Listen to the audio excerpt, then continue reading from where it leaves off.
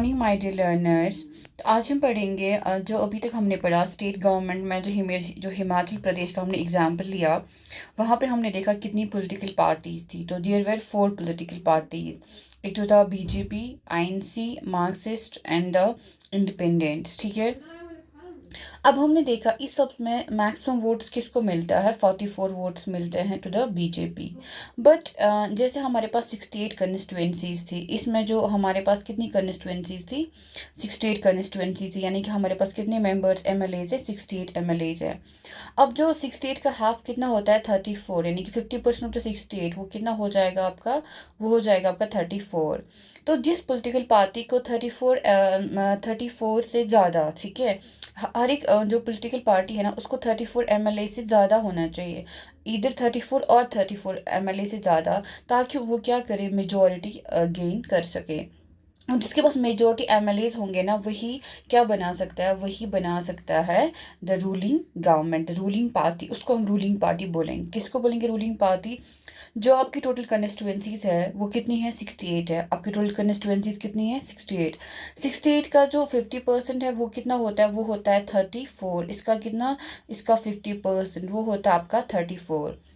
And that 34 जो वो जिस पार्टी को कितने मिलेंगे, 34 एमएलए, ठीक है, 34 सीट्स जिसको हम बोलेंगे, 34 सीट्स जिसको जिस पार्टी के मिल जाएंगे उसको, वो बनेगी आपकी रूलिंग पार्टी। 34 और 34 से ज़्यादा, ठीक है। तो वो आपकी क्या बनेगी, रूलिंग पार्टी, या जिसको हम बोलते हैं इस पार्टी को मेजोरिटी वोट्स मिले, इस पार्टी को मेजोरिटी वोट्स मिले। तो आप यहाँ पे देख सकते हैं जो बीजेपी है उसको कितने वोट्स मिले हैं, 34 मिले हैं, 44 मिले हैं। तो अब यहाँ पे कौन बनाएगा फिर गवर्नमेंट, तो बीजेपी आपकी गवर्नमेंट बनाएगा। बिकॉज इसके पास जो टोटल वोट्स है ना उसका जो 50% से ज़्यादा वोट्स किसके पास आ गए हैं, बीजेपी के पास। इसीलिए जो यहाँ पे बीजेपी है उसको मिल गया है 44। So BJP will make the government, will be the ruling party in this and in the Himachal Pradesh, and वही गवर्नमेंट फॉर्म करेगा। अब जो देखिए 44 बीजेपी का है, ठीक है, सबसे ज्यादा इसके पास है, तो ये बनेगा रूलिंग गवर्नमेंट। अब जो सेकंड, ठीक है, जो सेकंड मेजोरिटी, उससे उसके बाद जो दूसरा नंबर पे बंदा होगा, जो दूसरा पॉलिटिकल पार्टी होगी जिसको मैक्सिमम वोट्स मिले होंगे, तो वो आपकी क्या बनती है, वो बनती है आपकी मेन अपोजिशन पार्टी। क्या बनती है, वो आपकी बनती है अपोजिशन। एंड इन जो बाकी है ना, वन जैसे मार्क्सिस्ट है, ये है, ये भी आपकी अपोजिशन पार्टीज बन गई। ये साथ में भी opposition, they can carry called as opposition party. But जो बीजेपी है ना, ये क्या आपकी बन जाती है, रूलिंग पार्टी। मनी टाइम्स क्या होता है ना, किसी एक पार्टी को मिलता नहीं। जैसे कभी ऐसा भी होता है कि जैसे यहाँ पे हमारे पास, जैसे वी हैव, जैसे हमारे पास यहाँ पे बीजेपी था, उसके पास मैक्सिमम एमएलएज आए, तो बिकॉज ऑफ दैट उसका मेजोरिटी हो गया, ठीक है, उसके पास मेजोरिटी सीट से मेजोरिटी एमएलएज है, तो वो बन गई हमारी रूलिंग पार्टी। लेकिन अगर इस इलेक्शन में ऐसा होता है, जो बीजेपी है, जो आईएनसी है, एंड जो इंडिपेंडेंट एंड कम्युनिस्ट पार्टी है, ठीक है, तो इनको जैसे मिलते आप कह सकते हो जैसे इनको वोट्स मिल जाते हैं in the equal proportion. For example इसको भी 30, इसको भी 30, इसको भी 30। तो कैसे होता, मतलब फॉर एग्जाम्पल यू कैन, हमारे पास टोटल टोटल यहाँ पे कितनी सीट्स है, यहाँ पे हमारे पास टोटल 68 सीट्स है। तो अब जैसे 68 में हमें कैसे मिल जाते, हमें जैसे मिल जाते, इसको जैसे मिलता फॉर एग्जाम्पल 30 + 30 हो गया 90, तो 90 हमारे पास नहीं है, तो 20 करते हैं, ठीक है, 20 20 20 जैसे इक्वल मिल गए ना सीट्स। अब यहाँ पे किसी को मेजोरिटी मिला नहीं, अब एक और होता पार्टी, उसको 18 मिल जाते। तो यहाँ पे हमें कोई मेजोरिटी पार्टी नहीं मिला, तो यहाँ पे क्या होगा, ये जो तीनों है ना, तीनों मिलके, ठीक है, ये तीनों एक मिलके गवर्नमेंट बनाएंगे, तीनों मिलकर गवर्नमेंट बनाएंगे, उसको हम बोलते हैं कोलिशन गवर्नमेंट। क्या बोलते हैं, कोलिशन, ठीक है, इस गवर्नमेंट को हम बोलते हैं कोलिशन, कोलिशन गवर्नमेंट बोलते हैं, जहाँ पे 2-3 पार्टीज मिलके क्या बनाते, गवर्नमेंट बनाते, बिकॉज किसी को एक मेजोरिटी नहीं मिल गया है। एंड जो आपका सेकंड मेजोरिटी, जैसे जिसको मेजोरिटी ऑफ द है, ठीक है, जिस पार्टी को मेजोरिटी ऑफ सीट्स मिले, मेजोरिटी ऑफ सीट्स जिसको मिले, वो क्या बन जाती है आपकी, वो आपकी बन जाती है रूलिंग पार्टी। क्या बनती है, रूलिंग पार्टी। अब जो रूलिंग पार्टी है ना, वहाँ पे क्या होता है, रूलिंग पार्टी के जो एमएलएज होते हैं ना, वहाँ पे क्या होता है, जो गवर्नर है, जो रूलिंग पार्टी के जो एमएलए हैं, वो सारे मिलकर, ठीक है, किसी एक लीड एक किसी एक एमएलए को इलेक्ट करते हैं एज अ लीडर। एक एमएलए को इलेक्ट करते हैं as a leader of the, elect करते हैं one MLA as a leader, ठीक है, एज अ लीडर। और वो इनका बन जाता है सीएम। क्या बन जाता है? सीएम। फिर जो सीएम है ना, यानी कि चीफ मिनिस्टर बनता है। फिर जो सीएम होता है ना, वो बाकी मतलब जो बाकी मिनिस्टर्स होते हैं, जिसको हम बोलते हैं काउंसिल ऑफ मिनिस्टर्स, उसको वो क्या करता है? अपॉइंट करता है। काउंसिल ऑफ मिनिस्टर्स वो चुनता है, मतलब इलेक्ट करता है। लेकिन अब जो यहाँ पे इस जो मेजोरिटी ऑफ सीट जिस पार्टी को मिले, वो बन गई रूलिंग पार्टी। रूलिंग पार्टी के जो एमएलए सब मिलकर एक एमएलए को एज अ लीडर चुनते हैं, एक एमएलए को इलेक्ट करते हैं एज अ लीडर। अब जो लीडर होता है ना, वो क्या बनता है? सीएम। अब जो सीएम है ना, उसको कौन अपॉइंट करता है? तो ये जो गवर्नर ऑफ स्टेट है ना, ये इसको फिर अपॉइंट करता है। कौन करता है? Governor of state. जैसे वो लोग इलेक्ट करते हैं, बट अपॉइंट कौन करता है? अपॉइंट करता है, तो सीएम जो है ना, उसको इलेक्ट करते हैं अपनी पार्टी के एमएलए, ठीक है, इलेक्ट करते हैं अपनी पार्टी के एमएलए। तो जो ये सीएम है, it's elected by the MLAs of its party, ठीक है, by the MLAs of the party, ठीक है, वो से सिलेक्ट करते हैं। लेकिन अपॉइंट कौन करता है?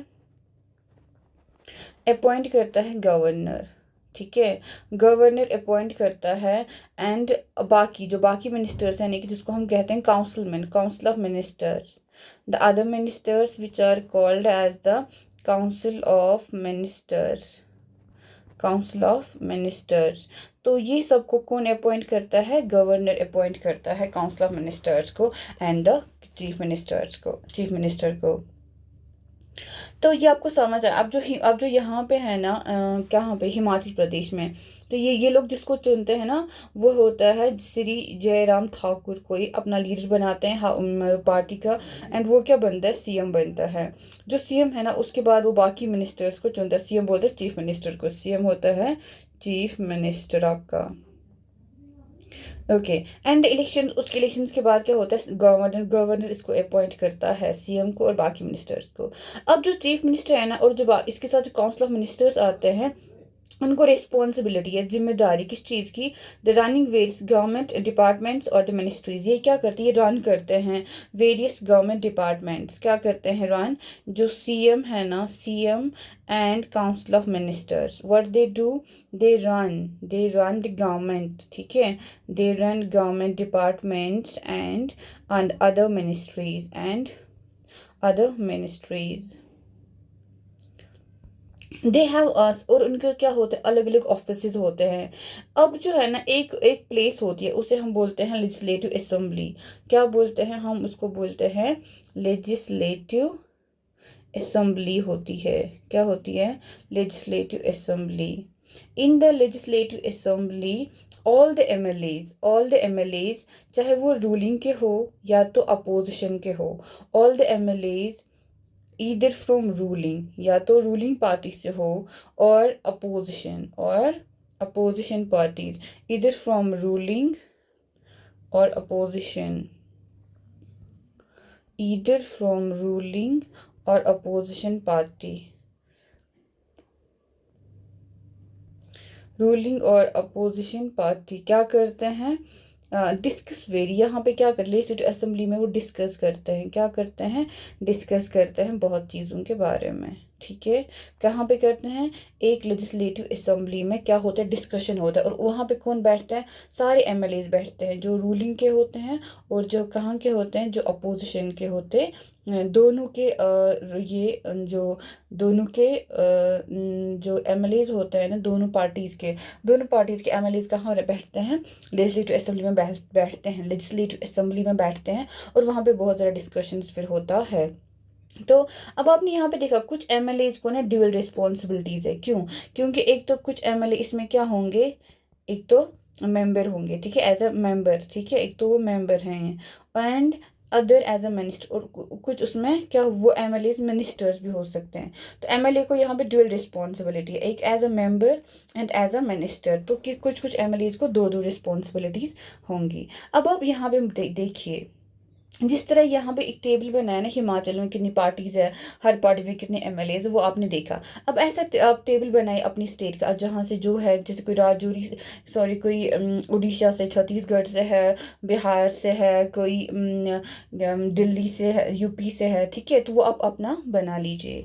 The head of the state is governor. तो स्टेट का हेड किसको माना जाता है? The head of the state is governor. Head of state कौन माना जाता है? गवर्नर। हेड ऑफ स्टेट होता है गवर्नर। एंड वो उसे कौन अपॉइंट करता है? इसको अपॉइंट करता है सेंट्रल गवर्नमेंट। कौन करता है अपॉइंट? Central government. जो हेड ऑफ द स्टेट होता है वो कौन होता है? गवर्नर। एंड इसको अपॉइंट कौन करता है? Central government. क्यों अपॉइंट करती है? ताकि जो स्टेट है ना, स्टेट जो गवर्नमेंट है ना, वो क्या करे? स्टेट गवर्नमेंट रन करे according to the rules and regulations of the constitution. State government run हो according to rules and regulations of the constitution. Regulations of the constitution. Okay तो क्या कैसे होता है ये? तो जो हेड ऑफ द स्टेट हमारा कौन है? गवर्नर है। एंड उसको अपॉइंट कौन करता है? Central government. क्यों करता है? ताकि जो स्टेट गवर्नमेंट है ना, वो उन्हीं रूल्स और रेगुलेशंस पे काम करे जो कॉन्स्टिट्यूशन में बताए गए। जैसे कॉन्स्टिट्यूशन ने जो हमें गाइडिंग दी है टू रन अ स्टेट, उसी अकॉर्डिंग एक स्टेट रन करे। अब आप बताइए आपके स्टेट के गवर्नर का क्या नाम है? ठीक है, अपने स्टेट का नाम बताइए और उसमें अपना गवर्नर का नाम। At times the ruling party may not be a single party. और कभी कभी मैंने आपको समझाया, कभी कभी ऐसा होता है कि जो एक रूलिंग पार्टी है ना, वो एक सिंगल पार्टी नहीं होती, but A group of parties working together. ऐसा क्यों होता है कि बहुत सारी पार्टीज को इकट्ठे काम करना पड़ता है? जो मैंने आपको अभी एग्जाम्पल से समझाया, बिकॉज सबको जैसे इक्वल वोट्स मिले हो तो इक्वल एमएलएज हैं सबके पास, तो उसमें क्या बन जाता है? पार्टीज इकट्ठे काम करते हैं। इसको हम बोलते हैं कोalition गवर्नमेंट। ठीक है, कोalition बोलते हैं इसको। इसको अपने टीचर के साथ डिस्कस कर लीजिए, वो मैंने आपसे डिस्कस ऑलरेडी किया है। अब हमने अभी तक देखा जो लेजिस्लेटिव असेंबली है, ये जहाँ पे क्या आते हैं? सारे एमएलए आते हैं, चाहे वो अपोजिशन के हो, इधर फ्रॉम द अपोजिशन और फ्रॉम द रूलिंग पार्टी। दोनों जो एमएलए होते हैं वो कहाँ पे जाते हैं? वो लेजिस्लेटिव असेंबली में डिस्कशन के लिए जाते हैं। ओके, अब जो इस स्कूल के बच्चे हैं ना, ये भी कहाँ जा रहे हैं? ये भी जा रहे हैं स्टेट कैपिटल में, क्योंकि ये जो असेंबली होती है ना, वो कहाँ पे होती है? आपकी स्टेट कैपिटल में होती है। जो की बिल्डिंग बहुत अच्छी वो बिल्डिंग होती है। ओके, बच्चे बहुत खुश हो जाते हैं एंड बहुत सारा सिक्योरिटी चेकअप के बाद वो ऊपर चले जाते हैं। और वहाँ पे गैलरी होता है जहाँ से वो एक बड़ा सा हॉल देख पाते हैं। There were rows and rows of the desk. ठीक है, तो अब असेंबली में क्या है? डिबेट होने वाला है। आज की जो अभी मसला चल रहा है, वहाँ पे डायरिया से लोग मर रहे हैं, पानी का बहुत प्रॉब्लम है गांव में, तो उसकी वजह उस पर आज डिस्कशन होगा। तो इसमें क्या होता है? जो एमएलए है ना, वो बताते अपने ओपिनियन देते हैं और सवाल पूछते हैं कि ऐसा क्या करना चाहिए, इस प्रॉब्लम को क्या करने सॉर्ट आउट करने के लिए, या कुछ एडवाइसेस देते हैं। तो those who wish to can respond to this, the minister then replies the question and tries to assure the assembly that adequate steps are being taken. उसके बाद जो रूलिंग पार्टी के एमएलए है ना, उनको आंसर करना पड़ता है कि वो क्या स्टेप्स ले रहे हैं एंड इस स्टेप से क्या फ़ायदा लोगों को, मतलब इस स्टेप से लेकर इस सिचुएशन कैसे कंट्रोल में हम ला सकते हैं। The chief minister and the other ministers have take decisions and run the government. We usually hear about them and see them in the news channels or in the newspapers. However, whatever decisions are being taken have to be approved by the members of the legislative assembly. लेकिन जो भी decision हम एक इस assembly में लेते हैं ना, इसको अप्रूव होना मस्ट होता है। किससे? By the MLAs of the जो भी पार्टीज के होते हैं। ठीक है, बाय द रूलिंग और द अपोजिशन। तो इसको मेंबर से अप्रूव होना मस्ट होता है by the other MLAs. In democracy these members can ask questions. और ये जो सारे एमएलएज हैं ना, वहाँ पे अपोजिशन के हैं, रूलिंग के हैं, सब मेंबर्स वहाँ पे हैं। तो इन सब से क्या होना चाहिए? अप्रूवल भी होना चाहिए एंड दूसरा क्या होना चाहिए? उनका उसमें कंसेंट होना चाहिए। ठीक है, और उनको क्वेश्चंस भी पूछने का पूरा हक होता है, राइट होता है। And they can debate an important issue, decide where money should be spend, and वो हर इशू पे बात कर सकते हैं, डिबेट कर सकते हैं, और ये भी बता सकते हैं कि ये पैसा हम कहाँ पे यूज़ किया करेंगे। उनको बहुत मेन अथॉरिटी होता है, किनको होता है? एमएलएज को मेन अथॉरिटी होता है, चाहे वो एमएलएज रूलिंग पार्टी के हो या तो अपोजिशन को हो। दोनों को बहुत ज़्यादा क्या होता है, दोनों को बहुत राइट्स एंड द ड्यूटीज़ होती है। अब आप देखिए यहाँ पे जो इस चैप्टर में जो है ना, ये आप इनका लेजिस्लेटिव असेंबली है, ठीक है। लेजिस्लेटिव असेंबली में ना ये सारे एमएलएज बैठते हैं, ये अपोजिशन के भी आते हैं, आधे कहाँ से आए हैं? From the ruling party. अब आप देखिए यहाँ पे 1 2 3 4 5 एंड 6, इन 6 एमएलएज के बारे ये सवाल पूछ रहे हैं, ठीक है। ये 6 एमएलएज कुछ सवाल पूछ रहे हैं। अब हम पहले पढ़ेंगे, ये MLA 1 है, दिस इज द MLA 1, इसने क्या सवाल पूछा है? देखिए ये MLA 1 कहता है कि मैं अखंड गांव से हूँ। कहाँ से मैं हूँ? MLA 1 इज आस्किंग, मैं जो कंस्टिट्यूएंसी से आया हूँ वो अखंड गांव का कंस्टिट्यूएंसी है, और 3 हफ्तों से वहाँ पे 15 डेथ्स हुआ है। कितना डेथ्स हुआ है? 15 डेथ्स हुआ है वहाँ पे बिकॉज ऑफ डायरिया। किसकी वजह से? डायरिया की वजह से। ये हमारे लिए शेम है that this government has not been able to check the situation of a simple problem like diarrhoea.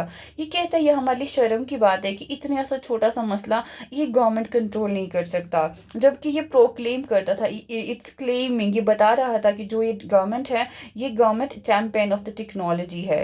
I would call the attention of the minister in charge of health to take immediate measures to control the situation. अब मैं यहाँ पे किसको बोलना चाह रहा हूँ?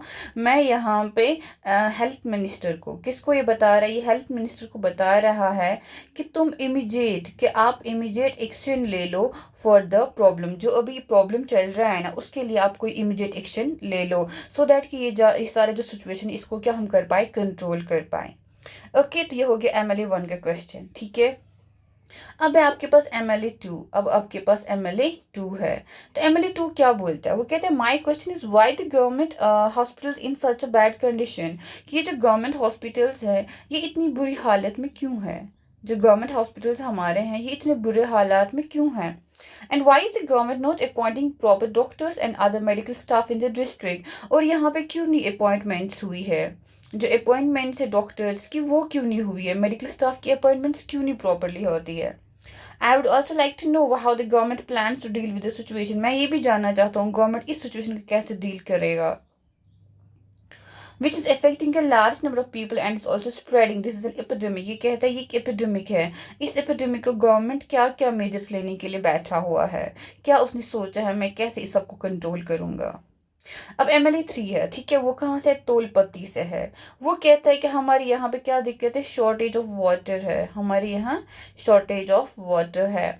तो वुमेन को क्या करना पड़ता है? Women has to travel 3 or 4 kilometre, ठीक है, to collect water. How many tankers have been put into the service to supply water? आप मुझे पता है कितने टैंकर्स आपने लगवाए हैं ताकि लोगों को पानी की सुविधा उपलब्ध हो? How many wells in the ponds have been cleaned and disinfected?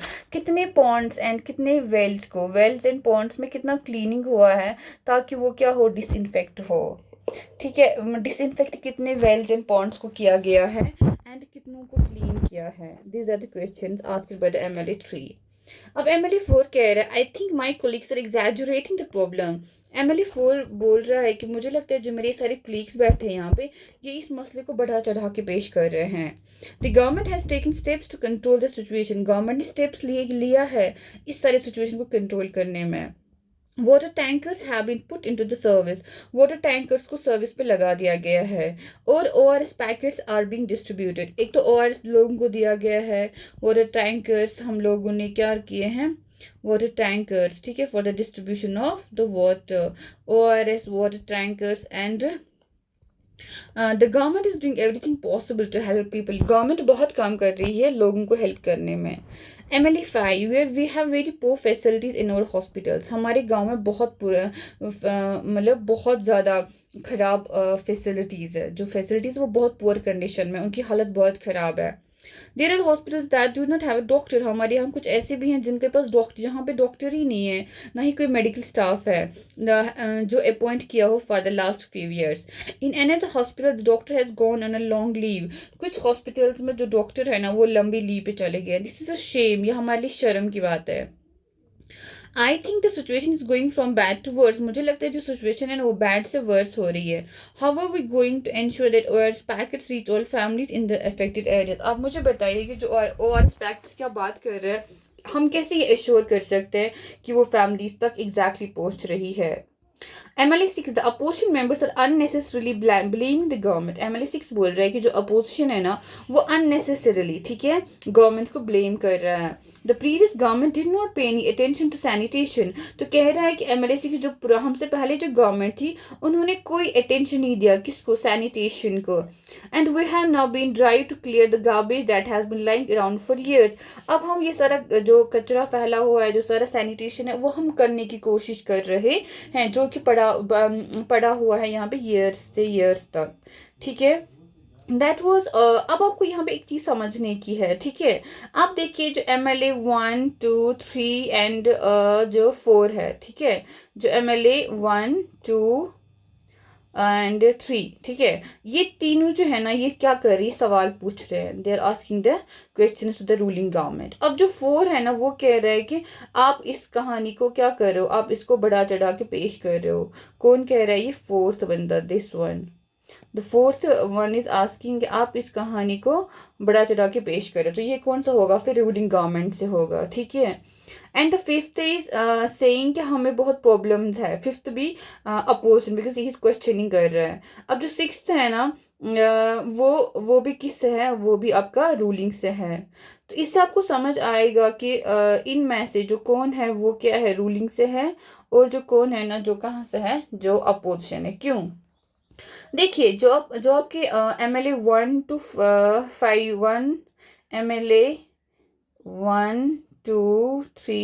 5 ठीक है, जो ये MLAs है ना ये सारे क्वेश्चंस पूछ रहे हैं, ये गवर्नमेंट से सवाल कर रहे हैं। तो ये सारे कहाँ से बन गए, आपके अपोजिशन, क्योंकि अपोजिशन को यही काम होता है कि वो जो रूलिंग गवर्नमेंट है ना उसको सवाल पूछता रहे, ठीक है। अब जो MLA कौन है, MLA 4 and 6 है, वो क्या कर रहे हैं, सवालों को जवाब देने की कोशिश करिए। या तो कह रहे हैं कि हमारी जो गवर्नमेंट है वो बेटर करने की कोशिश कर रही है, या इस गवर्नमेंट में जो इससे पहले गवर्नमेंट थी उसमें कितना प्रॉब्लम था, उसमें कितना इश्यूज थे। अब इसने यही सवाल यहाँ पे पूछा है, can you identify the MLAs of the ruling party and the opposition in the illustration. आपको समझ आया इसमें कौन से रूलिंग के हैं एंड कौन से अपोजिशन के। ये दोनों कहाँ से हैं, ये है रूलिंग, ठीक है, और ये जो है ना रेड से, ये कहाँ से हैं, ये है अपोजिशन, ठीक है। तो these are the things, colour the ruling party in one colour and opposition another, जो कि मैंने आपके लिए ऑलरेडी कर दिया है। तो आज हमने पढ़ा कि कैसे एक लेजिस्लेटिव असेंबली में, जो एक लेजिस्लेटिव असेंबली होती है उसमें कैसे वर्क होता है, उसमें कैसे लोग बैठते हैं, उसमें MLAs जो है ना डिस्कशंस होते हैं। अभी जो इनके गांव में प्रॉब्लम है तो उसके लिए सारे MLAs बैठे, रूलिंग एंड अपोजिशन आप में डिस्कशन किया, अपोजिशन ने क्वेश्चन पूछे, रूलिंग ने उनका आंसर दिया। This is how the legislative assembly works, और उसमें कैसे डिबेट और डिलिब्रेशंस होता है। That's all for today. आप इनको अच्छे से पढ़िए और अपने गांव में देखिए कि आपकी असेंबली में कितने MLAs है, कोई दिक्कत होता है तब वो लोग कैसे बात करते हैं, कैसे चीज़ों पर डिस्कशंस होते हैं। आप लोगों को विजिट करना चाहिए अपनी लेजिस्लेटिव असेंबली में। Have a good day, take care, मिलते हैं इन द नेक्स्ट डे इंशाल्लाह। Till then take care.